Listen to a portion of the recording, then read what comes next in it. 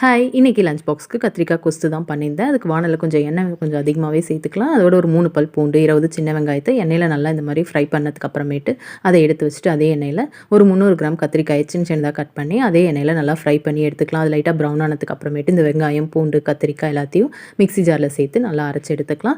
இப்போ அதே வாணல்ல கொஞ்சமா எண்ணெய் விட்டுட்டு கடுகு நல்லா பொரிஞ்சதுக்கு அப்புறமேட்டு அந்த கத்திரிக்காய், வெங்காயம் பேஸ்ட்டையும் சேர்த்துட்டு, மல்லித்தூள் வந்து ஒரு 2 ஸ்பூன், மிளகாய் தூள் பார்த்தீங்கன்னா 1 1/4 ஸ்பூன், கொஞ்சமா மஞ்சத்தூள் சேர்த்துட்டு, தேவையான அளவு உப்பையும் சேர்த்துட்டு இது நல்லா மிக்ஸ் பண்ணிக்கலாம். இப்போ மிக்ஸி ஜார் வந்து கழுவிருப்போம்ல, ஸோ அந்த தண்ணி கொஞ்சம் சேர்த்துக்கலாம். ஏன்னா மசாலா லைட்டா அடி பிடிக்க ஆரம்பிக்கும். ஸோ அதனால அந்த தண்ணியை சேர்த்துட்டு ஒரு 2 கொதி விட்டதுமேட்டு எலுமிச்சப்பழ சைஸ் புளி வந்து கரைச்சி ஒரு 2 டம்ளர் தண்ணியில கரைச்சி சேர்த்துருக்கேன். அப்போ தான் பார்த்தீங்கன்னா, இந்த புளியோட பச்சை வாசம் போய் அந்த மசாலாவோட பச்சை வாசம்லாம் போகிறதுக்கு கரெக்டாக இருக்கும்.